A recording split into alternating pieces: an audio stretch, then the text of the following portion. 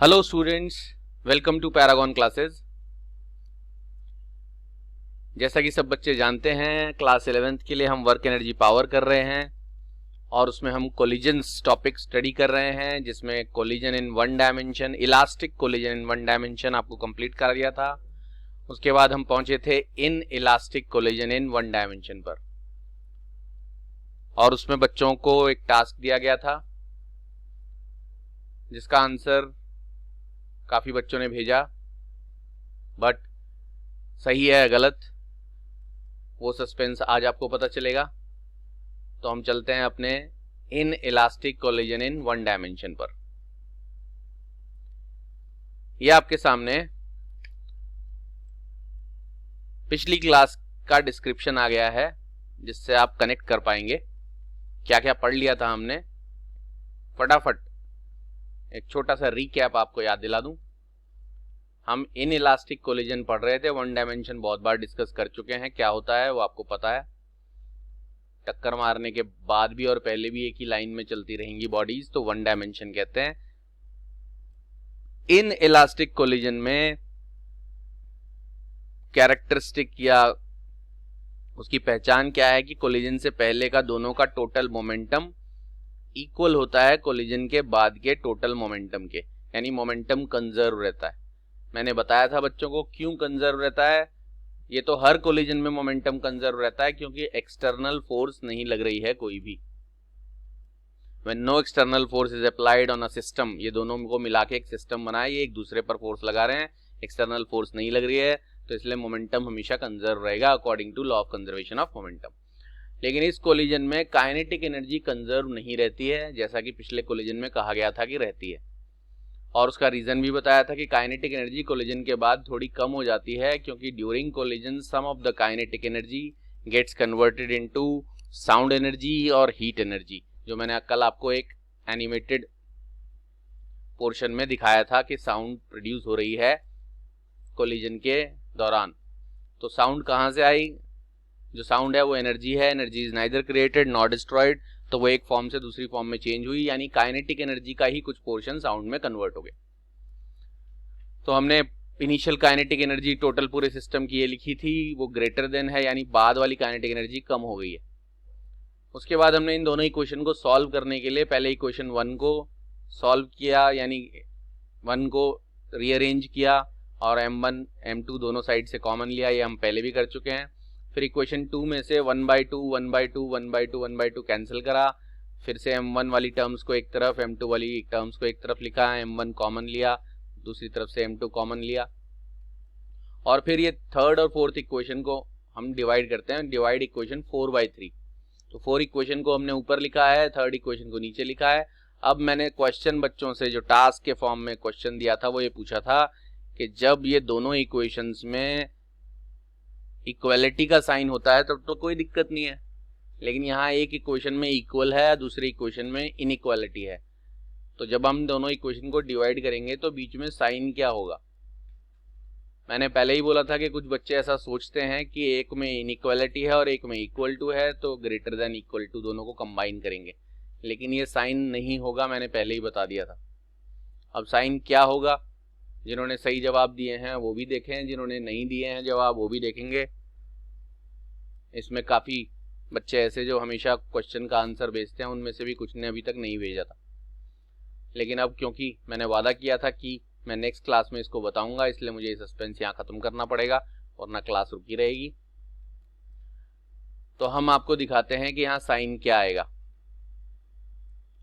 यहाँ पर जो साइन आएगा वो मैं लगा देता हूँ डायरेक्टली, ये हटा रहा हूँ मैं, ये हटा रहा हूँ और ये भी हटा देता हूँ। यहाँ बीच में जो साइन आएगा वो ये ही आएगा,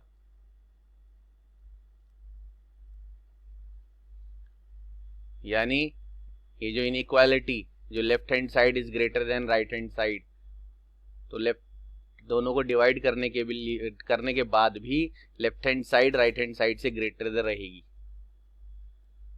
अब बच्चे इसका रीजन जरूर जानना चाहेंगे, जानना चाहिए भी, बिना रीजन जाने तो कोई फायदा नहीं है पढ़ने का, तो मैं आपको रीजन बता देता हूँ। गौर से देखेंगे, जरा समझ लें, फिर मैं आपको एक और एग्जाम्पल भी दूंगा इसका, थोड़ा छोटे लेवल का mathematical example.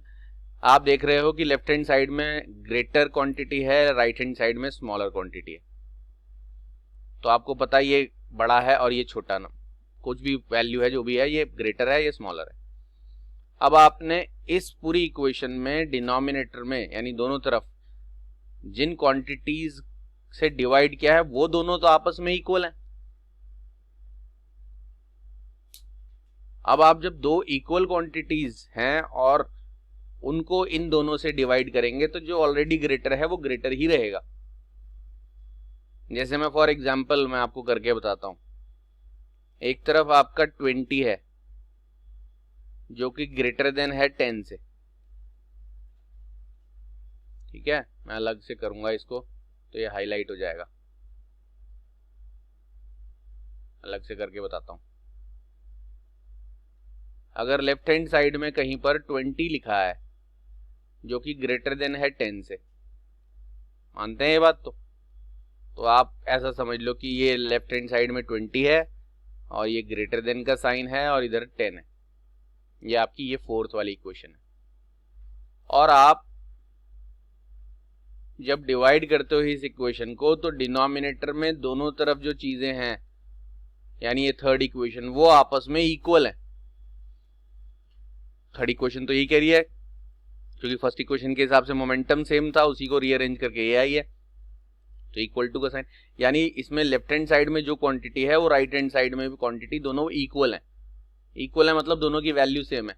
Let us suppose ये दोनों वैल्यू सेम होने की वजह से दोनों को 2 लिखना पड़ेगा क्योंकि इक्वल टू तो कहा ही गया है ये दोनों इक्वल है, तो जो भी कुछ है ये वो इक्वल है, तो मैंने सपोज कर दिया।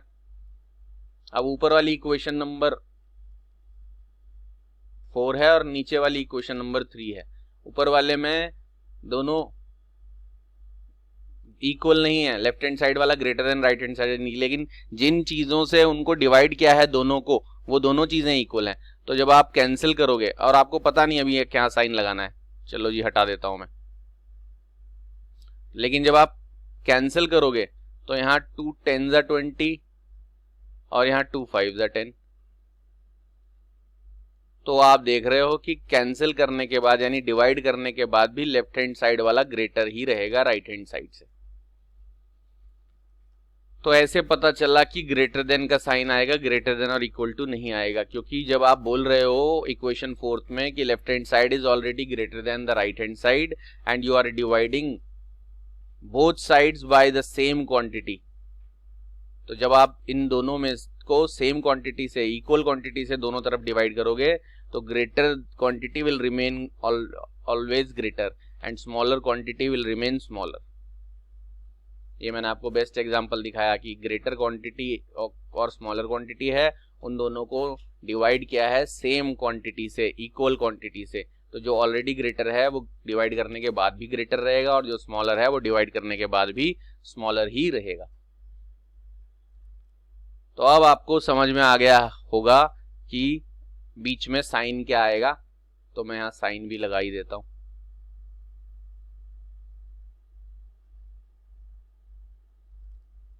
ये लो जी साइन।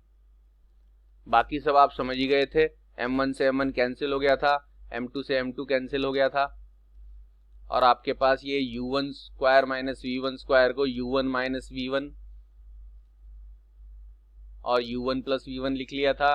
फिर यहाँ इसको v2 माइनस u2 स्क्वायर को v2 माइनस u2 और v2 प्लस u2 लिखा था, फिर से ये कैंसिल हो गया था। हमारे पास u1 plus v1 is greater than v2 plus u2 आ गया।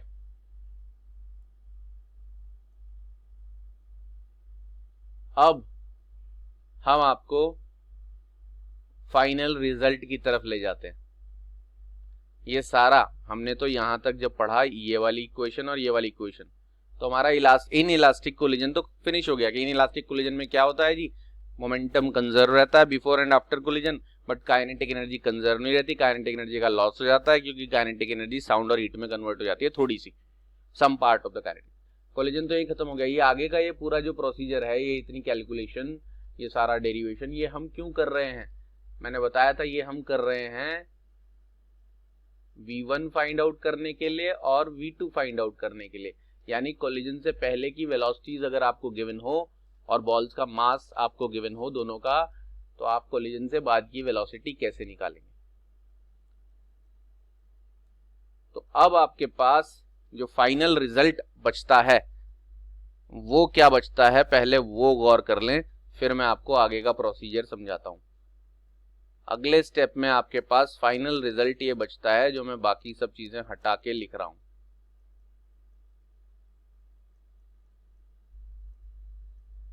सब कुछ कैंसिल वैंसिल होके आपके पास ये रिजल्ट बच गया। मैं इसको अच्छी तरह लिख देता हूं और ये लिखा जाएगा ऐसे। देखो मैं यहां लिख रहा हूं u1 plus v1 is greater than v2 plus u2। ये आपके पास फाइनल रिजल्ट बचा।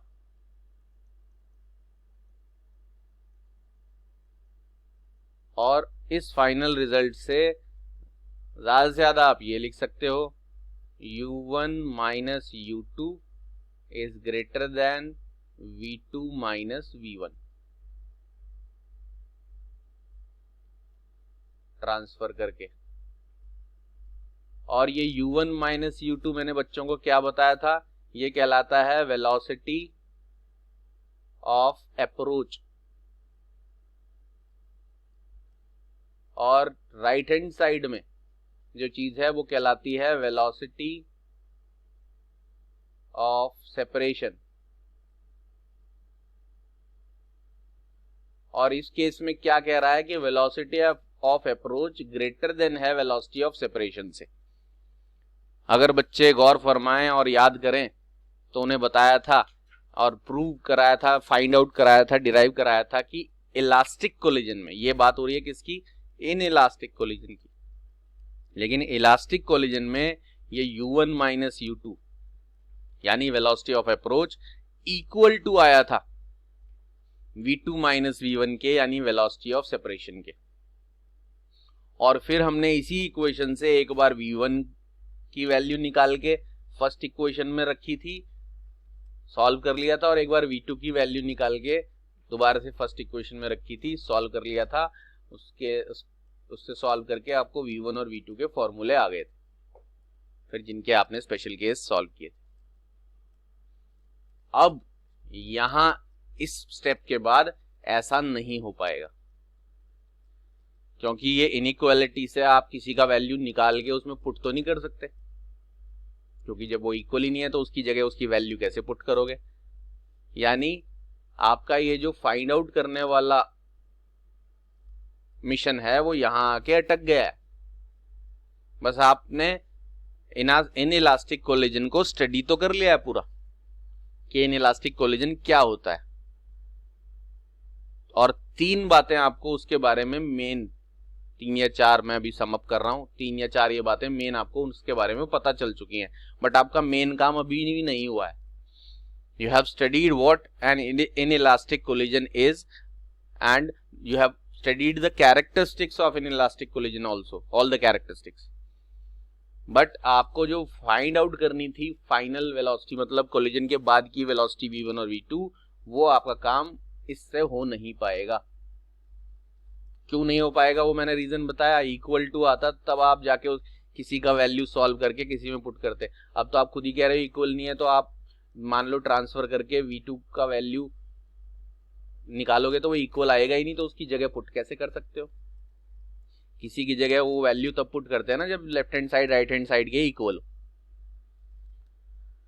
तो यहां आपका प्रोग्राम अटक गया है। इस अटके हुए प्रोग्राम को आगे बढ़ाने के लिए आपको एक नई टर्म पढ़ाई जाएगी, वो आज हम पढ़ते हैं अभी। लेकिन उससे पहले आपको याद दिला दें आपने क्या क्या स्टडी कर लिया है। आपने पहली कैरेक्टरिस्टिक स्टडी कर ली है कि इनइलास्टिक कोलिजन में बिफोर एंड आफ्टर मोमेंटम तो सेम रहता है पिछले कोलिजन की तरह, but before and after total kinetic energy same या कंजर्व नहीं रहती। बाद की काइनेटिक एनर्जी जो टोटल है दोनों की मिलाकर वो कम हो जाती है पहले वाली कोलिजन से पहले वाली काइनेटिक एनर्जी के मुकाबले, क्योंकि कोलिजन के दौरान some part of the kinetic energy gets converted into heat and sound energy and sometimes light also. तो इसलिए बाद की काइनेटिक एनर्जी उतनी नहीं रहती। क्योंकि उसी काइनेटिक एनर्जी में से कुछ एनर्जी दूसरे फॉर्म में चली गई। और तीसरी इंपॉर्टेंट कैरेक्टरिस्टिक क्या कि इन इलास्टिक कोलिजन में वेलोसिटी ऑफ अप्रोच और वेलोसिटी ऑफ सेपरेशन इक्वल नहीं होते हैं, बल्कि वेलोसिटी ऑफ अप्रोच की वैल्यू ज़्यादा होती है, यानी जिस वेलोसिटी से ए बी को अप्रोच करता है उनका सेपरेशन उससे स्लो रहता है, उतनी वेलोसिटी से वो जुदा नहीं होते जितनी वेलोसिटी से मिलते हैं। पिछले कोलिजन में वो जितनी वेलोसिटी से एक दूसरे से मिले थे उतनी ही वेलोसिटी से एक दूसरे से जुदा हो गए।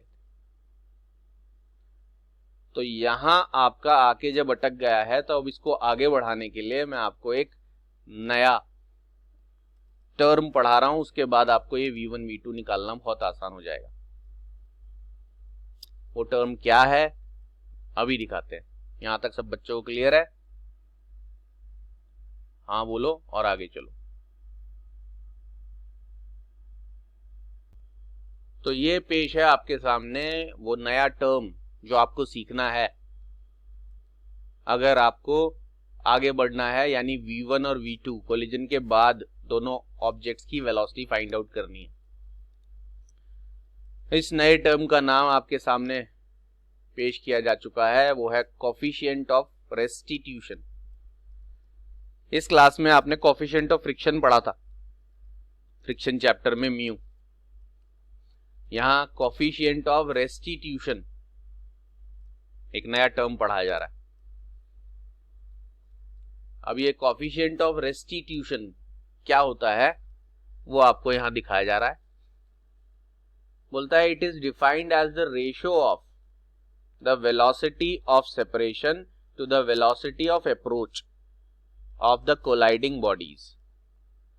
बच्चे अगर याद करें, वैसे यहां पर उसकी वैसे कोई टेक्निकल जरूरत नहीं है, बट एक जिसे कहते हैं कि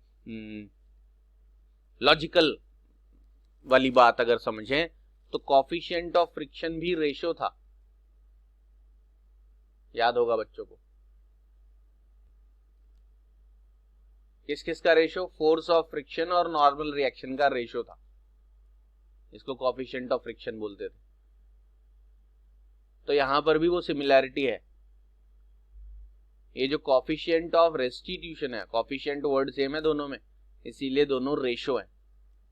देखो यह लिखा है ना रेशियो, तो कोफिशिएंट के वर्ड से एक बात तो पता चली, ये रेशियो होता है। लेकिन कोफिशिएंट ऑफ फ्रिक्शन जैसे फ्रिक्शनल फोर्स और नॉर्मल रिएक्शन का रेशियो था, ये किस किस का रेशियो है? Velocity of separation. याद है क्या था velocity of separation? V2 minus V1।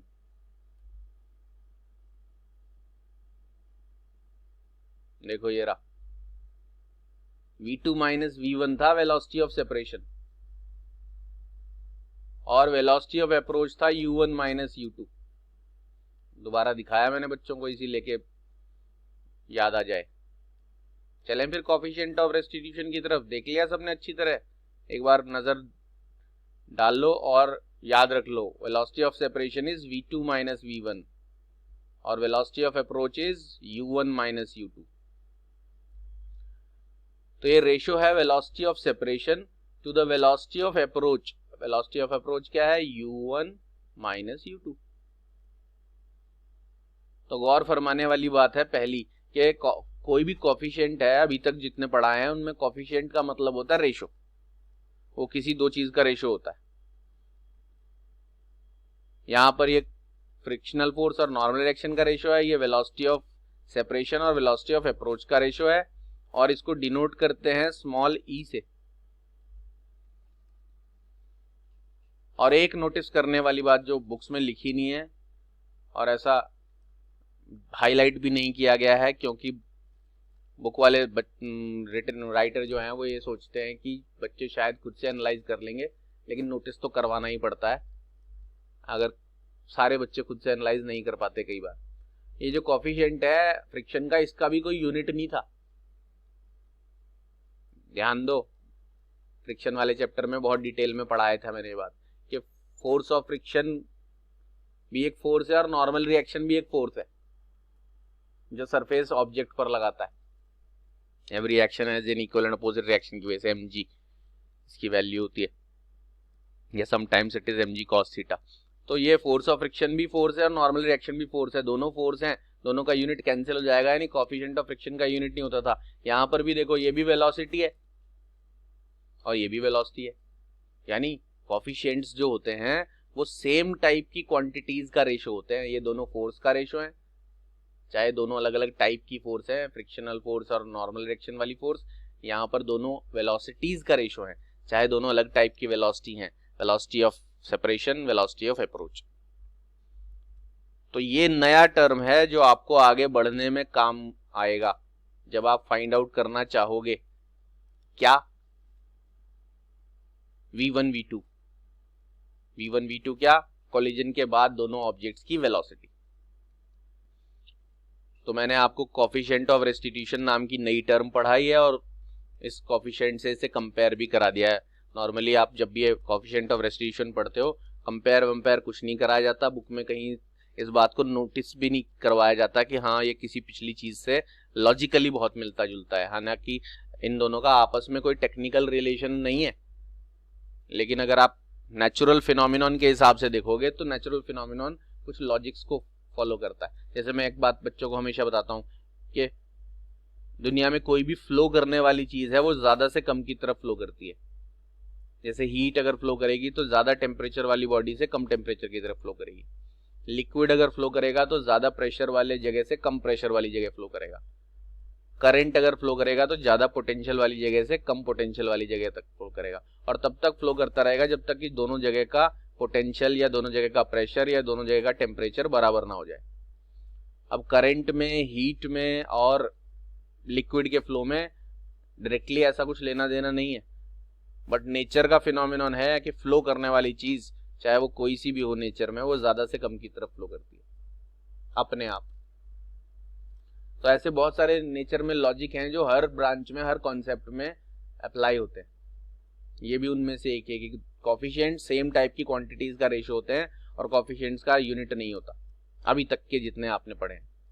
कुछ एक्सेप्शंस आगे आते हैं, वो हम जब आएंगे तब आपको बाद में बताएंगे। तो फिलहाल अब बहुत सारी वैसी वाली जानकारी के बाद हम अपने इस वाले टॉपिक की तरफ चलते हैं। अब आपने ये नया टर्म सीखा है तो इसका एक पहला फायदा क्या है? पहला फायदा है कि इस नई टर्म जिसका नाम कोफिशिएंट ऑफ रेस्टिट्यूशन है, सिंबल स्मॉल ई है, it is denoted by small E, unit कोई इसका है नहीं, रेशो होता है, ये फॉर्मूला है बस इसका। इस टर्म से भी आप पहचान कर सकते हो कि कौन सा कोलिजन इलास्टिक है और कौन सा कोलिजन इन इलास्टिक है। तो पहली चीज क्या है? फॉर इलास्टिक कोलिजन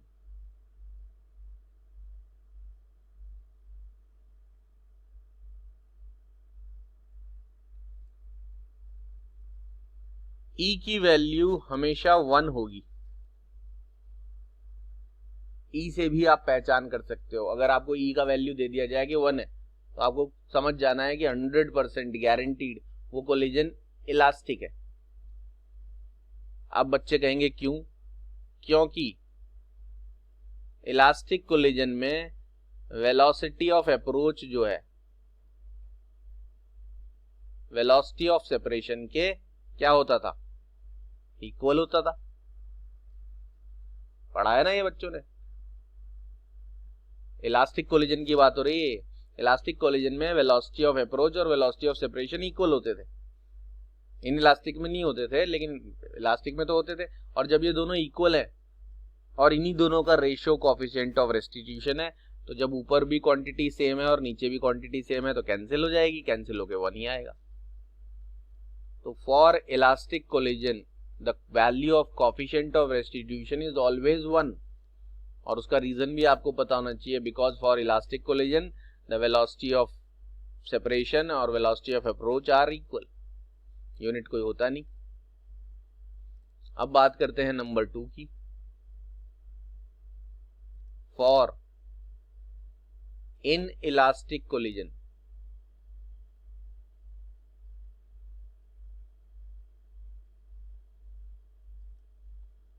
जो ई की वैल्यू है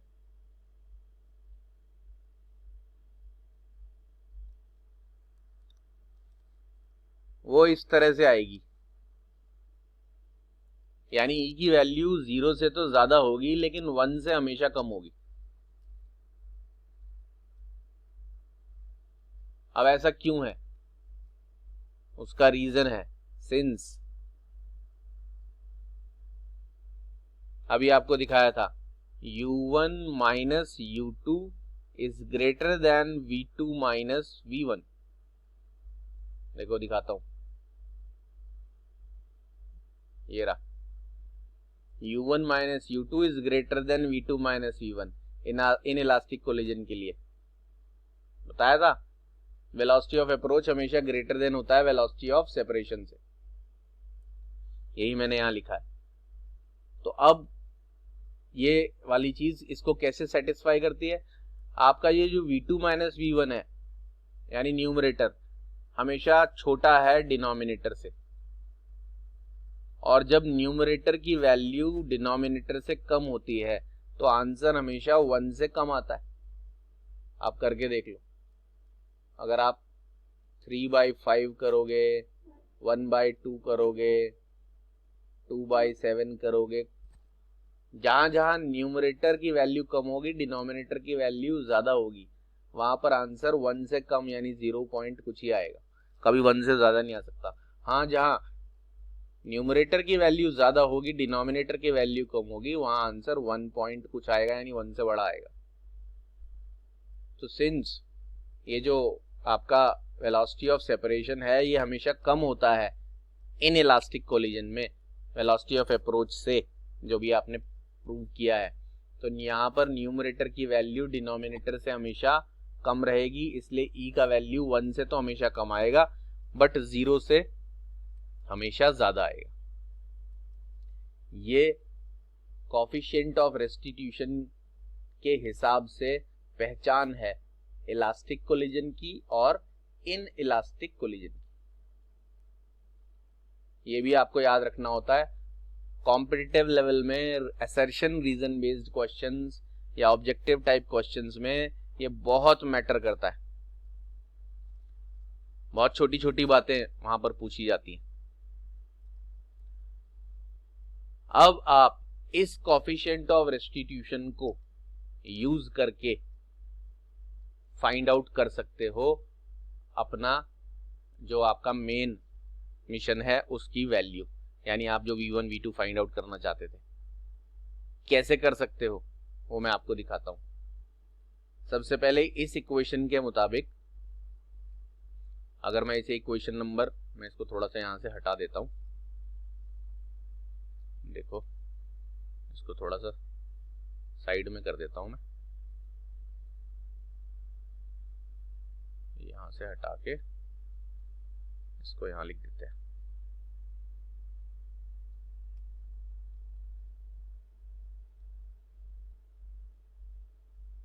क्या था, v2 minus v1 upon u1 minus u2।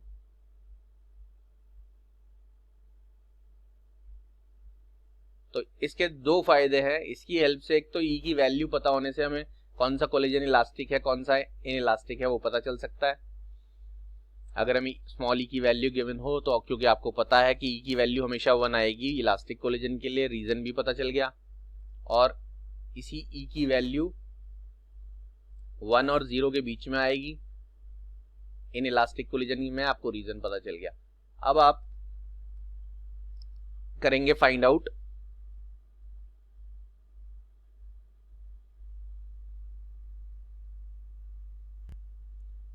Equation 1 becomes, वो इक्वेशन 1 कहां पर है, ये रही, ये इक्वेशन 1 है।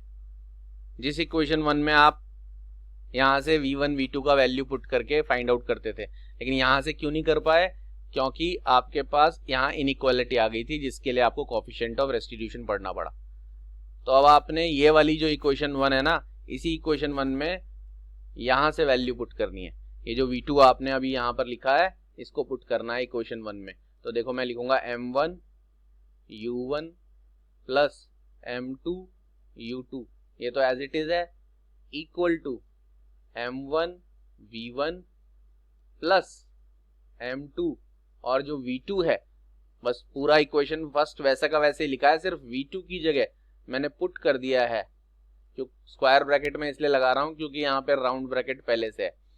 तो स्मॉल e ब्रैकेट में U1 minus U2 plus V1।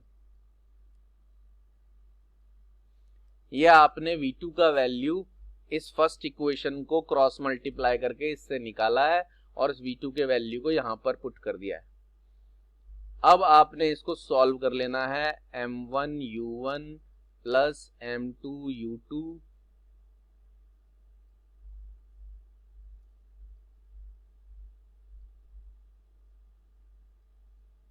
Is equal to M1 V1 plus M2 into small e U1 minus U2। ठीक है जी, ब्रैकेट ओपन कर रहा हूं मैं, ये वाला bracket, square bracket, U1 minus U2 bracket बंद, इस M2 की पहले इस पूरे में मल्टीप्लाई हुई प्लस M2 V1। अब आप इस मिडिल टर्म को दूसरी तरफ ट्रांसफर कर सकते हो। आप नेक्स्ट लाइन में लिखोगे M1 U1 plus M2 U2 minus M2 small e U1 minus U2 is equal to, ये जो मिडिल टर्म है ना, ये पूरी आपने लेफ्ट हैंड साइड में ट्रांसफर कर दी और राइट साइड में M1 V1 plus M2 V1 बचा है। तो आप यहाँ V1 इज इक्वल टू क्या लिख सकते हो, V1 ब्रैकेट करेंगे, इक्वल टू नहीं लिखेंगे, ब्रैकेट करेंगे,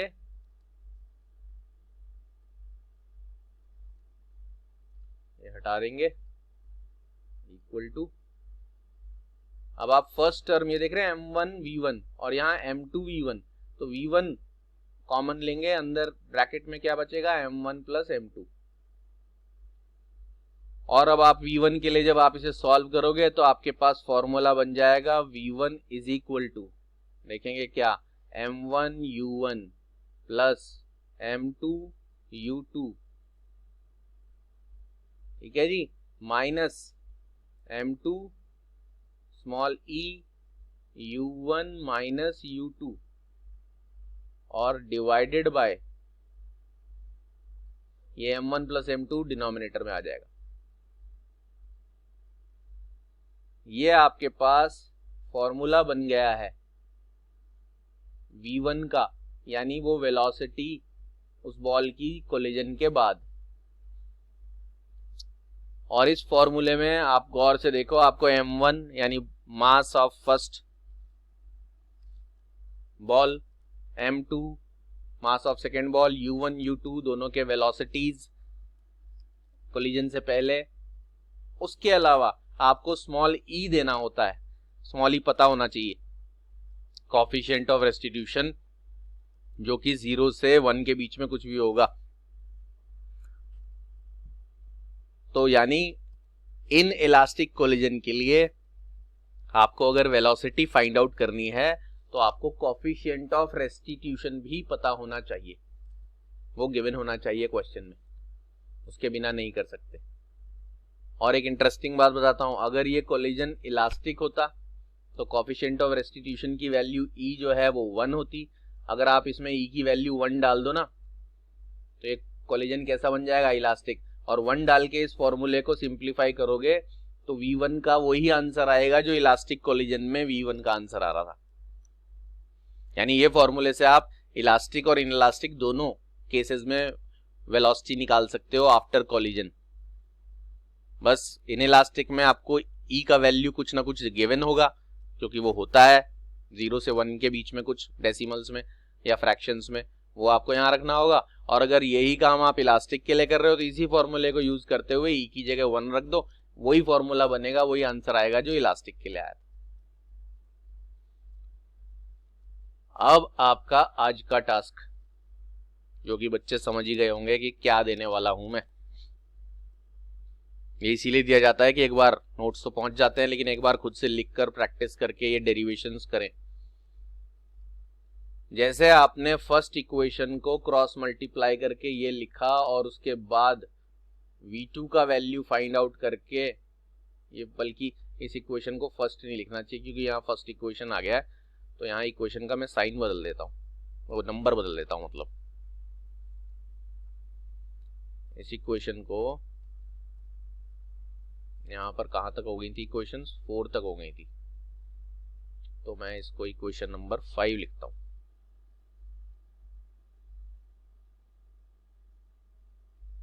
हाँ जी, तो ये आपके पास इक्वेशन नंबर 5 आ गई है।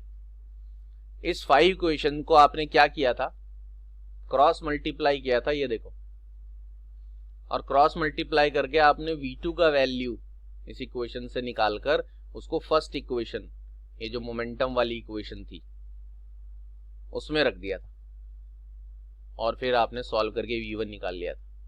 आपको दोबारा यही काम करना है। अब दोबारा क्या काम करना है, इसी 5 इक्वेशन को ऐसे ही क्रॉस मल्टीप्लाई करना है। अब की बार आप V2 का वैल्यू ना निकाल के V1 का वैल्यू निकालें, V1 को एक तरफ रखें, बाकी सबको दूसरी तरफ ले जाएं, V1 का वैल्यू निकालें और फिर से उसे इक्वेशन 1 में रखें। और ऐसा बनाने के बाद अब की बार सॉल्व करके यहाँ V1 के बजाय किसकी वैल्यू आएगी, V2 की वैल्यू आएगी। आसान है, कर लेंगे, समझ में आ गया होगा क्या करना है बच्चों को टास्क। ठीक है जी, तो अब आपने ये टास्क कंप्लीट करना है और मुझे सेंड करना है। इन इलास्टिक कोलिजन भी आपका फिनिश हो जाएगा और उसके बाद तीसरा और आखिरी टाइप का कोलिजन रहेगा और ये यूनिट और चैप्टर भी खत्म हो जाएगा। तीसरे और आखिरी टाइप के कोलिजन का नाम है परफेक्टली इनइलास्टिक कोलिजन। मैंने बच्चों को शुरुआत में ही नहीं बताया था कि कौन से कोलिजन में क्या होता है, लेकिन अब एक एक करके आपको सबकी कैरेक्टरिस्टिक्स पता चल जाएं तो आप उनके बीच में आपस में कंपैरिजन कर सकते हो। अब आपके पास 3 या 4 कंपैरिजन हो गए। पहला, इलास्टिक कोलिजन में momentum before and after conserve रहता है, काइनेटिक एनर्जी भी बिफोर एंड आफ्टर कंजर्व रहती है, कोलिजन के दौरान कोई साउंड हीट प्रोड्यूस नहीं होती। प्रैक्टिकली ऐसा नहीं है, हर कोलिजन में साउंड हीट प्रोड्यूस होती है, लेकिन वो एक आइडियल केस माना गया। और उसमें वेलोसिटी ऑफ अप्रोच और वेलोसिटी ऑफ सेपरेशन इक्वल होता है, जिसकी वजह से कोफिशिएंट ऑफ रेस्टिट्यूशन की वैल्यू 1 आती है, क्योंकि coefficient of restitution velocity of separation और अप्रोच का रेशियो है। ध्यान रखना, ऊपर सेपरेशन है, नीचे अप्रोच है। उसके बाद इनइलास्टिक कोलिजन में मोमेंटम तो कंजर्व रहता है हर कोलिजन की तरह ही, वो एक्सटर्नल फोर्स वाला कॉन्सेप्ट है, लेकिन काइनेटिक एनर्जी कंजर्व नहीं रहती। क्यों? क्योंकि टकराते समय ऐसे बताया था आवाज प्रोड्यूस होती है, टक्कर आवाज प्रोड्यूस होती है तो साउंड प्रोड्यूस हो जाती है, काइनेटिक एनर्जी थोड़ी कम हो जाती है, some part of the kinetic energy gets converted into sound and heat. उसके बाद उसमें वेलोसिटी ऑफ अप्रोच हमेशा ज्यादा होता है, वेलोसिटी ऑफ सेपरेशन हमेशा कम होता है। ये अप्रोच ज्यादा है, सेपरेशन कम है, तो इसका रेशियो जब निकालते हैं तो ई की वैल्यू हमेशा 0 से ज्यादा और 1 से कम आती है। ये सारी पहचाने और कंपैरिजन है between elastic and in elastic collisions. और फिर आपने जो इक्वेशन सॉल्व की थी, यानी ये वाली, इनसे तो आप यहीं तक पहुंचे थे। आगे V1 V2 फाइंड आउट करने के लिए आपने कोफिशिएंट ऑफ रेस्टिट्यूशन वाली इक्वेशन को सॉल्व करके एक बारी V2 निकाला और उसे फर्स्ट इक्वेशन में ही पुट करना है। याद रखें, ये फर्स्ट इक्वेशन में ही पुट करते थे इलास्टिक कोलिजन के डेरिवेशन में भी, और यही काम आपको सेकेंड वाले के लिए करना है और V2 की वैल्यू निकालकर मुझे सेंड करनी है। आज का क्लास हम यहीं पर फिनिश करेंगे और अब बच्चों को क्वेश्चन पेपर भी एक और पेंडिंग है इसी यूनिट का, वो भी भेज दिया जाएगा। और फिर हम नेक्स्ट अपनी क्लास में कंटिन्यू करेंगे कौन सा वाला कोलिजन, परफेक्टली इनइलास्टिक। जब मैंने जिस दिन कोलिजन का इंट्रोडक्शन दिया था उस दिन तीनों कोलिजन्स के नाम तो लिखकर आपको दिखाए थे, इलास्टिक कोलिजन, इनइलास्टिक कोलिजन और परफेक्टली इनइलास्टिक कोलिजन। तो वो आपको डिटेल में नेक्स्ट क्लास में पढ़ा दिया जाएगा। अब आपके लिए इस क्लास के बाद का टास्क तो आपको पता ही चल ही गया है। एक तो आपको V2 का वैल्यू फाइंड आउट करना है और उसके बाद बचे हुए क्वेश्चंस आपको जो सेंड किए जाएंगे वो सॉल्व करने हैं। ये यूनिट खत्म करने के बाद नेक्स्ट यूनिट स्टार्ट करने से पहले हम बच्चों को अभी तक के जितने पेपर लॉज ऑफ मोशन के बाद के जितने पेपर पेंडिंग है उनके प्रॉब्लम्स के सॉल्यूशंस पहले अपलोड करेंगे, उसके बाद नेक्स्ट यूनिट स्टार्ट करेंगे जिसका नाम है रोटेशनल मोशन, यानी 5th यूनिट। तो आज का लेक्चर हम यहीं फिनिश करते हैं, मुलाकात होगी नेक्स्ट लेक्चर में, तब तक के लिए goodbye and take care.